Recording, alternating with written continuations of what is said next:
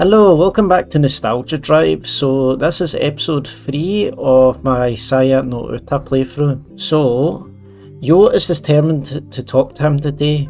Nothing will happen as long as she hesitates. It will only prolong her suffering. The time has come to show her courage once again. Yo's fourth period on Thursdays is biology. This is her one chance to see Fuminori. As a required course with many students, the lecture is held in a large hall that can seat well over 200. But since the room is usually only half full, it is really difficult for Yo to find the seat she wants. Yo prefers to sit near the centre, where it is easiest to hear the professor. Most of the students congregate in this area for the same reason. Fuminori usually sits beside her, although given the ambiguous state of the relationship, she knows better than to take this for granted. Still, she tries to save a seat whenever possible. The classroom isn't crowded today, so Yo is able to set her bag on the seat next to her without inconveniencing anyone. But when the professor arrives at the usual time to start class, there is no sign of Fuminori. After waiting for 10 minutes, Yo scans the room furtively. Fuminori is there, sitting alone in the far back corner. Did he miss Yo when he came in? No, he couldn't have, and besides, no serious student would be willing to sit so far away from the front. Feeling miserable, Yo slides her bag back over to herself. Oh, so is that where Fuminori is? Fuminori is out the door the moment class ends. Yo barely manages to catch up to him before he disappears down the hallway. Fuminori jerks at the sound of his name. You would think she would just scream at him. God, he's got some look there. I don't blame him though for all the stuff he's seen now though. It must be horrible seeing all that stuff. Now that they're face to face, Yo is painfully aware of how much weight Fuminori has lost. His sunken eyes and protruding cheekbones are far cry from features familiar to her. She wonders whenever he's under a lot of stress or perhaps not getting enough nutrition. Maybe it's both.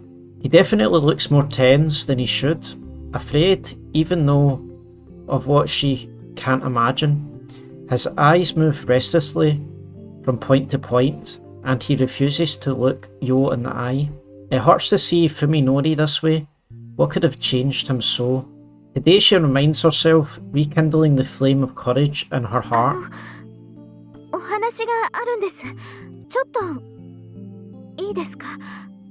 So I feel like Fuminori must be like seeing her as like this messed up monster. That's a horrible thing about it.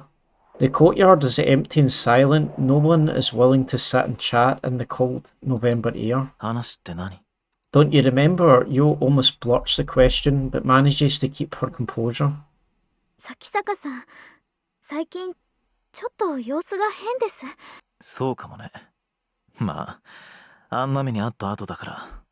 He smiles like it's nothing, but even that seems forced. I'm surprised he's not said anything to anyone, but they probably don't believe him though. He's even standing precisely one pace further away from her than he used to.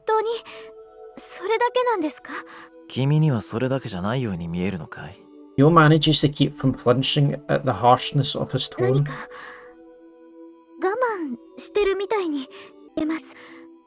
Rather than answer, Fuminori grinds his toe into the dead grass at his feet, fearing that her determination might flag. Yo lets the words come as they may.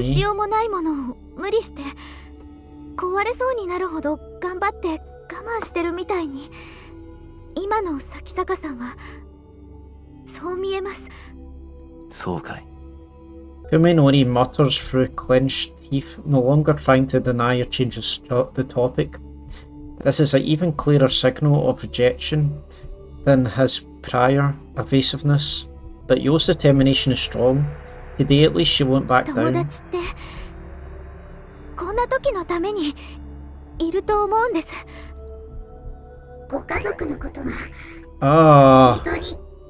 Imagine seeing that though. it just creeps you out, man. It's so horrible. Like the fact he sees everyone that looks like that.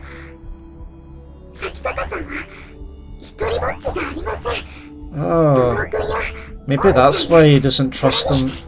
That probably is, to be honest. I don't know if I would trust if people looked like that. Yo can no longer stop the words pouring from her lips.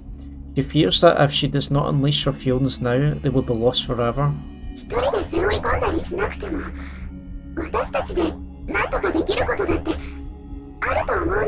Yeah, I don't know if they can help with this though.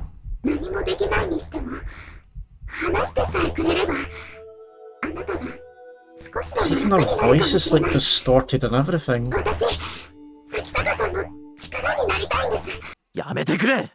She promised herself that she wouldn't back down, but Fuminori's expression is terrible enough to shatter her resolve. The look in his eyes is not anger or any other warm-blooded emotion, it is hate, murderously cold hate. He remembers and he still has treated her so coldly. That is all the answer she needs. If his words stab any deeper, she might very well die.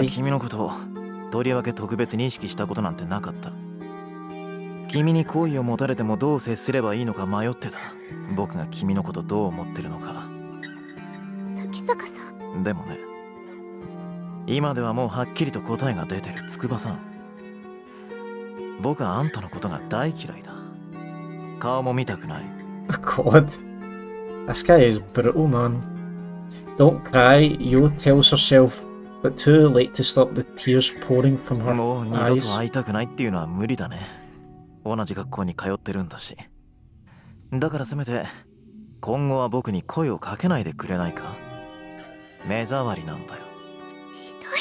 It's probably the worst way he could respond though. Yo whispers in shock and despair, which Fuminori twists his lips into a malevolent smile. Yeah, it looks really evil though now, I swear.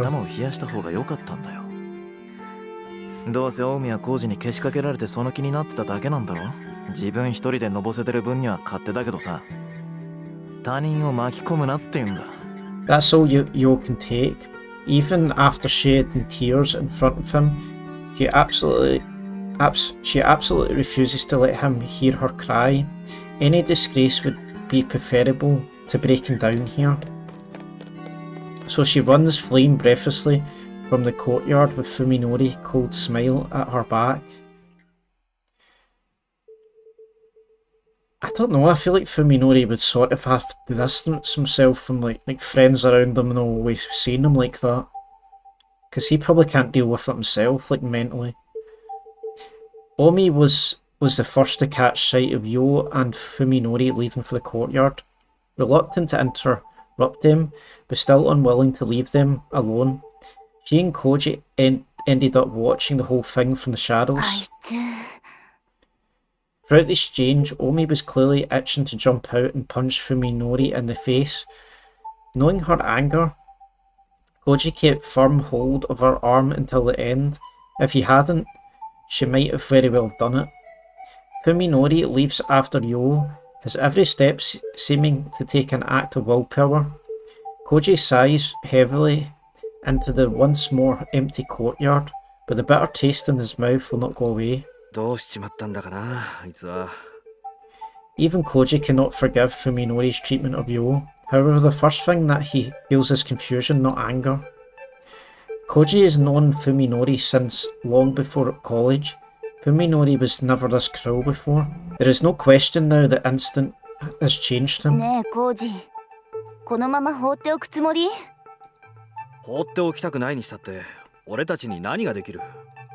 I don't think there's anything they can do. There's nothing they can do.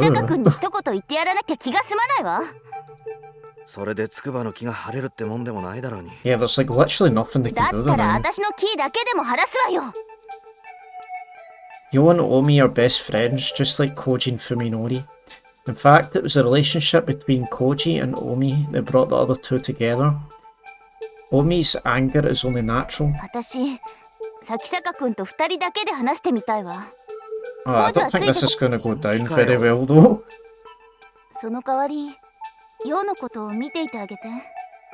あの子、多分心底傷ついてるから、泣き終わった後で誰かの優しさが必要になると思う。なあ、それって俺とお前の役回りが逆じゃないのか？ Yeah, that makes more sense. 私みたいな性格だとね、慰め役は無理。励む。なるほど。納得。あ、陽のいい。じゃあまあ、そっちはほどほどにしとけよな。Ending the conversation before Omi's mood gets any worse, Koji's heads off to find Yo. Oh, it's just see this, everything is just horrible looking. I feel awful, miserable, but also refreshed. I've finally crossed the line. I knew it would come crashing down like this sooner or later. Having become able to feel anything but disgust for other people, there was no way I could maintain the relationships I had before the accident. Today's incident will definitely get back to Koji and Omi, and everyone will be convinced I have had a major change of character. Honestly, I don't care anymore. At least I probably won't be committed for this. I just need to avoid acting any stranger than I already have. If this puts a rift between me and the others, good. The thought of all the stress I'll avoid brings a smile to my lips.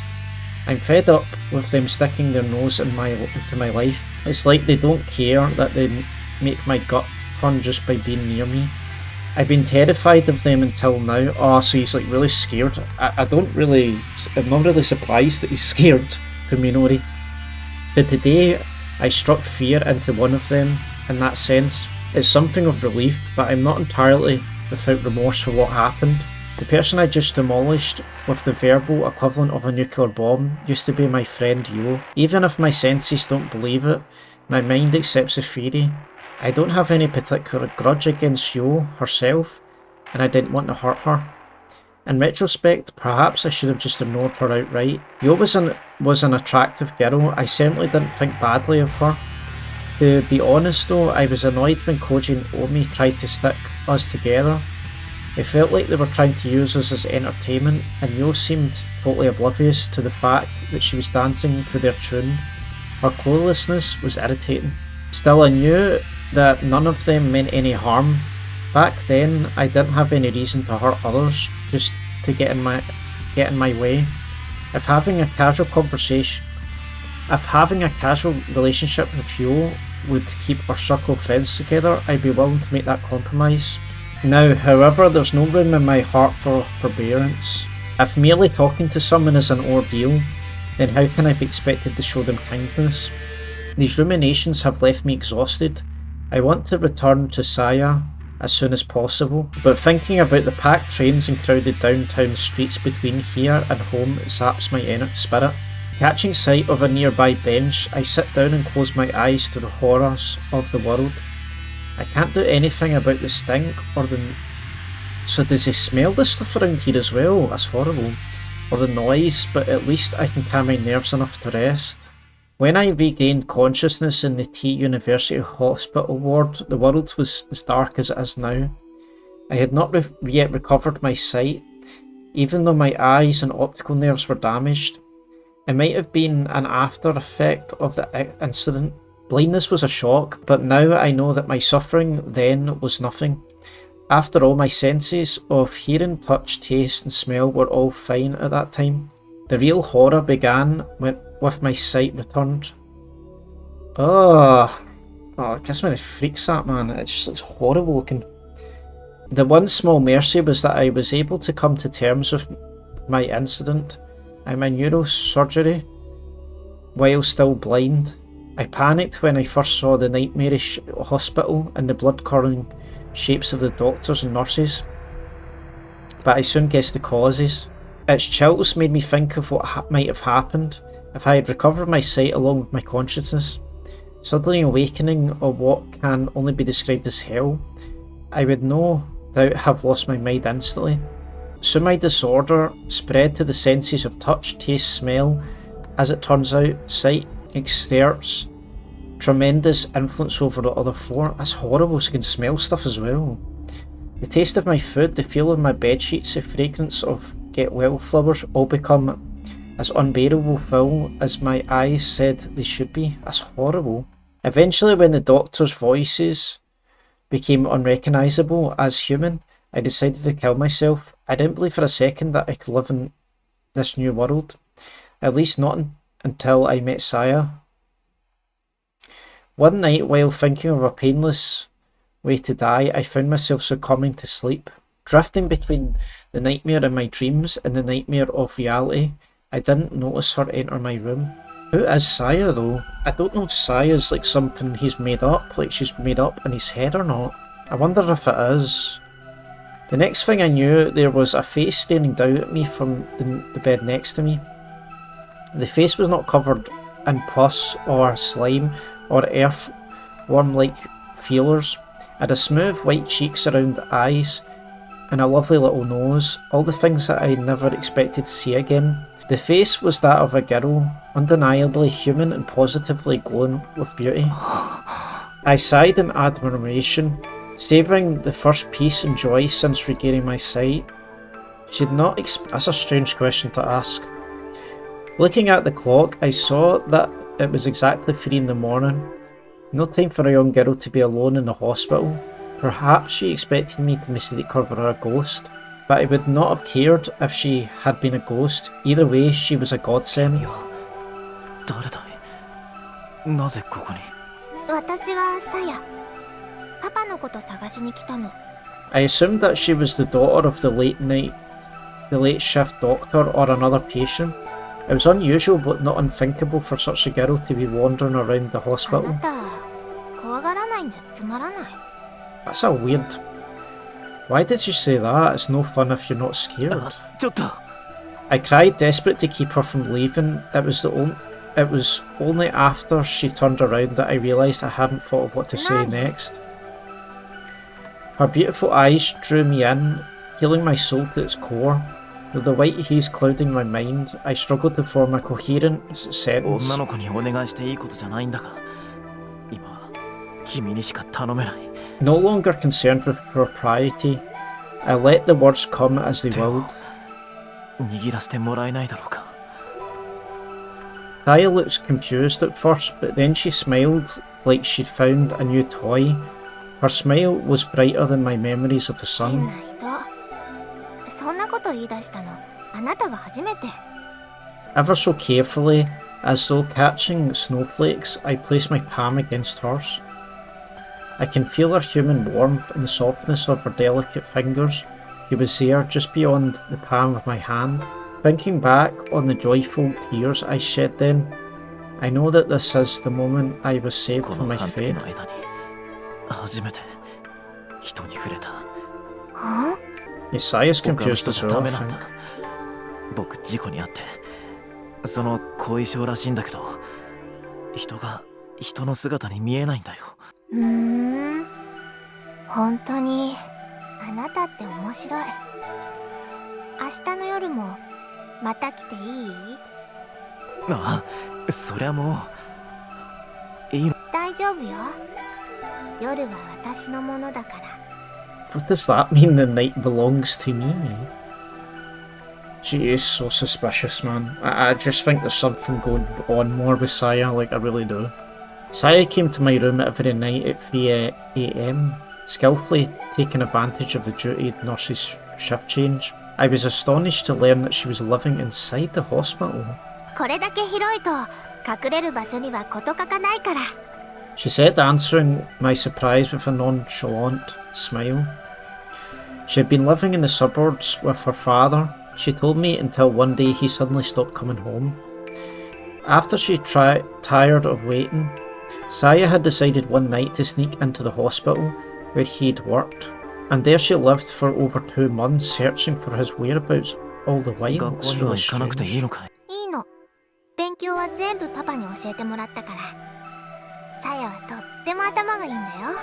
She was a strange girl. On the one hand, she looked and acted like a child. On the other hand, she was remarkably self-reliant, and at times exhibited a sharp intelligence and deep knowledge that many may have found unsettling. I didn't care. Saya was the only other human in a world gone mad. Her existence meant far more to me than the standards of society. 危なくないのか？見つかりそうになったことは？全然平気。ここにいれば食べるものにも不自由しないし、パパのうちに一人ぼっちでいるよりもずっと楽しいよ。 Why would his father 入 like 院して leave る him? 患者 That's さん kind た of ちのう weird. ちちょっと精神的に参ってそうな人を事前にチェックしといてね。時々部屋に真夜中に忍び込んで脅かしたりするの。その人が大騒ぎしてもそういう患者さんの言うことはみんな真に受けたりしないから、 It's 結 kinda 局は horrible. 悪い夢ってことで片付けられちゃうし。 Her confession reminded me that the hospital was famous for its ghost stories. Who could have imagined that there was actually a real girl roaming these hallways? 僕も最初はそのつもりで。うん、ごめんね。怒った？ While her pranks were hardly praiseworthy, I couldn't bring myself to scold her for the very thing that had brought us もうやらない together. 方がいい。その代わり夜は僕の話し相手になってくれないか？さやもその方が楽しい。 God, he looks really messed up for Minori though. With extra care, I was able to conceal my sensory disorder. It was glaring obvious that the doctors had nowhere to cure me, and the fact that I'd undergone a still experimental procedure made me even more cautious. Ah, so that's why he doesn't want any help from the doctors, which kind of makes sense, I guess. As a medical student, it was easy for me to imagine how the doctors would react if they discovered that I was exhibiting such unusual side effects. I was not able to become a guinea pig, a mere specimen, to be examined with clinical disattachment, so I hid my discomfort and loathing behind a mask of normality, convincing the doctors that any signs of stress was merely a result of hospitalisation. Saya was my support. Looking forward to her nightly visits gave me the strength to endure my daily torture. Hope can make an enormous difference in a patient's progress. With the aid of my secret nurse, I recovered at a pace that left the doctor stunned. On the last night before my release, I summoned my courage and asked 君 her, はこれからもずっとこの病院に居続けるのかい？うん、結局パパの手がかりはなかったけど、もう他にいるところもないし、バレそうになるまではいいかなって。 In other words, there was nothing keeping her よかったら here. 僕の家に来ないか？ I asked timidly, the question that took all the courage I had. え？家族はもういないから部屋はいくらでも余ってる。人目を忍ぶような必要もないし、住み心地もそんなに悪く。ずっとふみのりと一緒に暮らすの？ I was too afraid to ask her what she thought of that, so I hastily offered a 君 deal. の父さんのことは代わりに僕が探してあげる。難しいと思うよ、それ。 Saya said, looking a little 多分 embarrassed. パパ、何か悪いことをしてこの病院を辞めたんだと思う。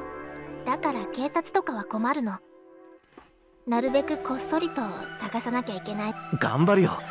どんなことだってやる。僕は Unable to control myself, I finally Sayato. spoke the truth. 離れたくないんだ。 At first she looked bewildered, but after a few moments of silence she said, 少しだけ考えさせて。 I'm not really surprised, they've just like met not long ago. The night she left my room earlier than usual. On the day of my release, I managed to smile as I accepted the hideous, foul-smelling celebratory banquet. The flesh beasts calling themselves Koji, Omi and Yo came to pick me up. Though they had come to see me many times during my stay, it never got easier to see my friends change so horribly. My sudden tears of despair drew suspicion, but I managed to explain them as tears of joy. While we walked to Koji's car, I looked desperately for Saya amid grotesque scenery.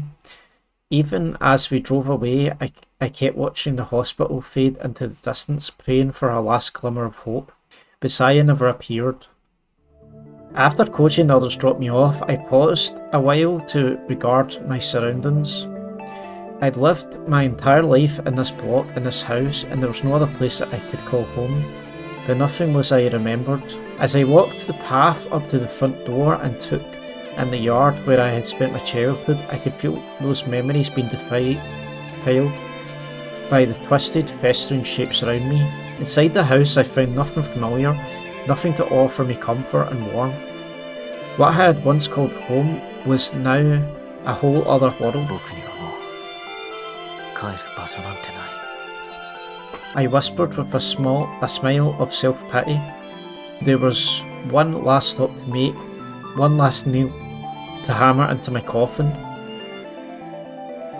I stepped in the room that had cradled me from my childhood. The walls were papered with human entrails. The bed, a tangled mess of worm flesh, but none of that mattered. There, curled up on the bed like an abandoned cat, was Saya. As I stood there in shock, she looked up at me and in a tiny, weak voice said, ここにいてもいいの? I responded by sweeping her into my arms, embracing her tightly so that she would not escape. She did not resist. When she arrives at Sakisaka house, Omi first takes a deep breath to calm herself. Her anger does not vanish entirely, of course, but at least now she can hear herself think. While waiting for a response from the intercom, she looks over the patch of yard that she can see from outside the gate. Even Omi isn't normally one to complain about other people's housekeeping, but this is going too far. This is probably going to be the worst thing that she can do, is to confront Fuminori though. The grass has grown wild and there's piles of dead leaves scattered everywhere. It doesn't just look untended, it looks like an uninhabited ruin. It's still light out, but every window has its storm shutters tightly sealed. Omi guesses that they've been closed since morning. What kind of life is Fuminori leading? Even if he's living alone, he can't neglect his house work forever. And is it just her imagination, or does something stink like rotten meat? It couldn't be coming from the yard, could it? There's still no response, so she presses the buzzer a second time, and a third and a fourth. Finally, after this has gone on for over 10 minutes, Omi loses her patience and opens the cover of the intercom. As she expected, the power has been disconnected. Perhaps Fuminori has a good reason for shutting out the world, but Omi can only see it as a lack of respect for others. Her anger rekindled, she pushes the gate open and stomps through the yards to the front door. Given the state of his intercom, she doubts that Fuminori will respond to a knock, so Omi decides to just open the door and go on shouting, and if the door is locked she'll just have to. Surprisingly, the doorknob turns easily in her hand, and the enraged Omi finds herself throwing the door open wider than she intended. Which is, she can smell a smell as well though. Her nostrils are instantly insulted by a choking stench. Nani? What is this smell? As Omi stands petrified in the threshold, the cowbell hanging on the inside of the door chimes loudly. A moment later... Wait, so Omi can hear it as well? Omi can't believe her ears. The voice that she just heard could not have been human, yet its intonations were too complex for any animal she can imagine. I'm actually so confused now, because I thought it was just going in Fuminori's head. She calls out to the end of the hallway from which the voice came. There is no response. Instead, she hears the sound of something soft and wet flopping its way deeper into the house. Finding it difficult to place a meaningful image to the voice she just heard, Omi stares blankly at the empty vestibule. There's nothing there, not even Fuminori's shoes, which can only mean that he's still outside somewhere wearing them. The house should be empty. But then, what was that voice just now? This is so like, oh, this is freaky, man. That's so ominous even without like the stuff. The music as well. What's the music all about? It's so creepy. Her anger has vanished as if it was never there. Nevertheless, Omi sets foot into the hallway, leaving the door open so the cowbell won't ring. I don't know why she's going into his house now. The floor creaks, setting her nerves on edge. Omi isn't sure why she's acting like a burglar, but something tells her that to make as little sound as possible. The potency of the stink inside the house makes the whiff she caught outside plain in comparison. It's sickening, like rotten fish guts. Ugh. Has food been left to spoil in the kitchen? She hears a bubbling sound up ahead. Stepping gingerly On the creaking floorboards, Omi makes her way to the end of the hallway.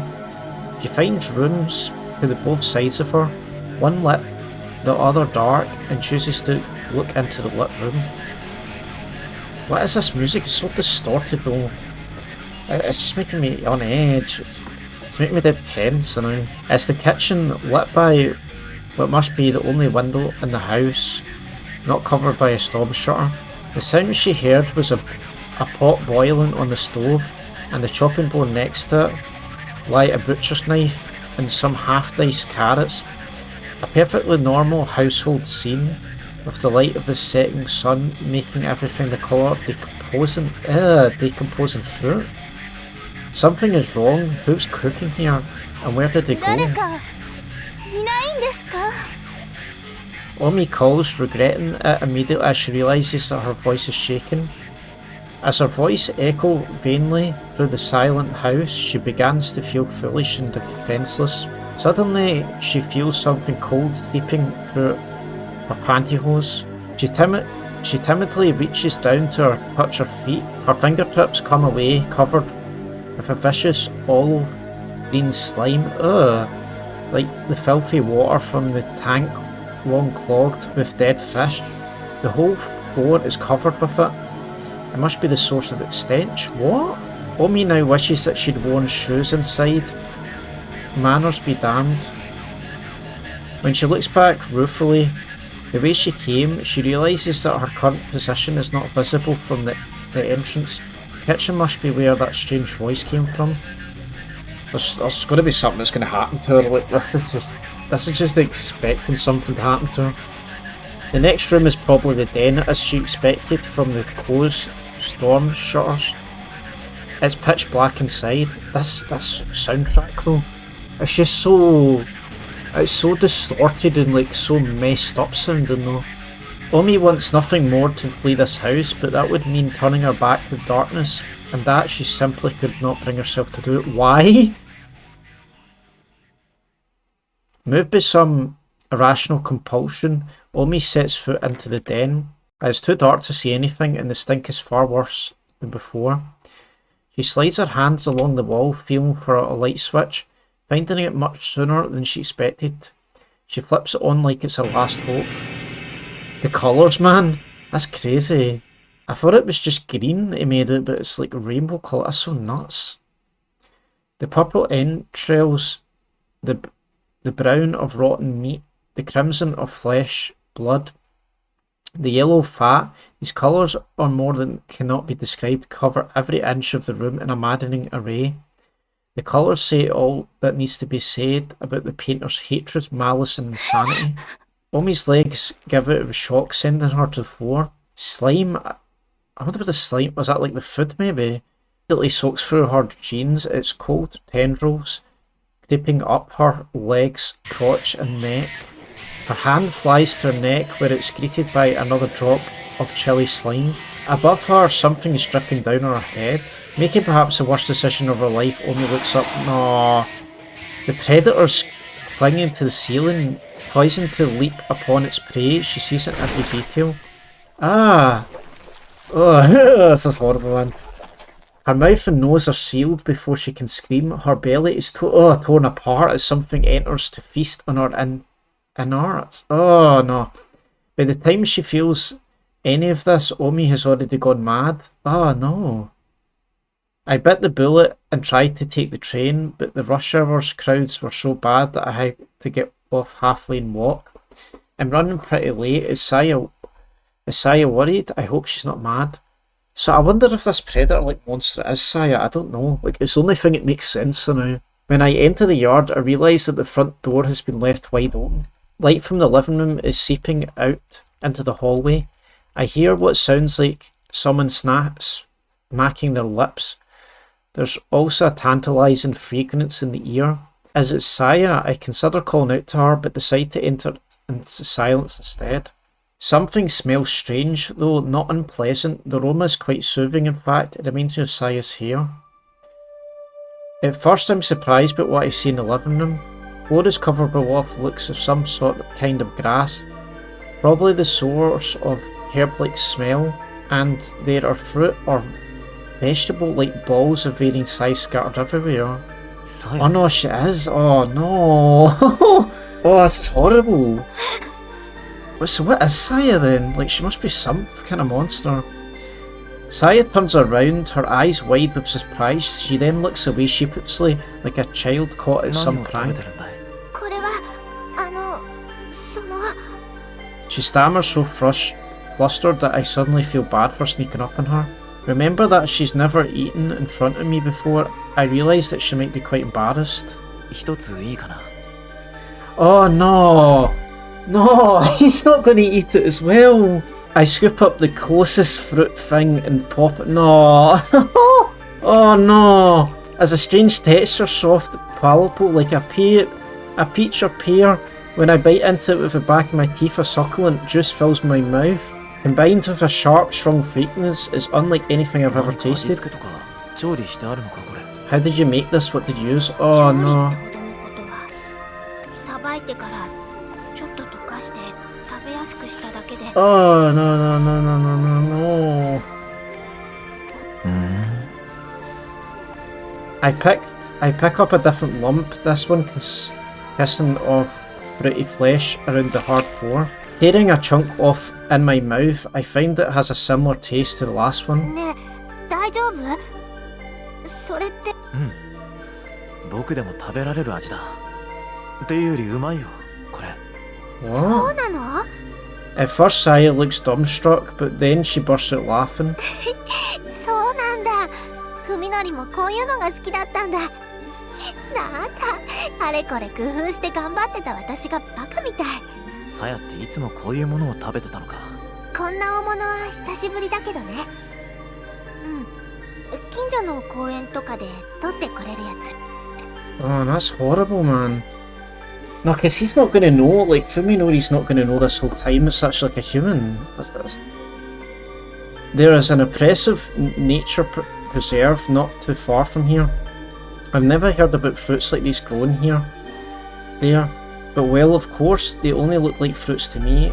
They're really something else. ごめんね一番美味しいところはさっきさやが全部いいよまた今度ででもこれで明日から一緒に食事ができる Oh, it's so messed up, this man. It's so messed up. He doesn't even realise what he's eating either. Saya seems really happy and happy too. Of course, eating with someone is much more fun than eating alone. And it makes the food ま taste だ better まだいっ too. ぱいあるし食べきれない分は冷やせば 2,3 日は大丈夫だよじゃあ早めに片付けておこうか Sealing the small fruit in Tupperware and the large ones in pots and bowls, Saya and I store the remaining food in the refrigerator.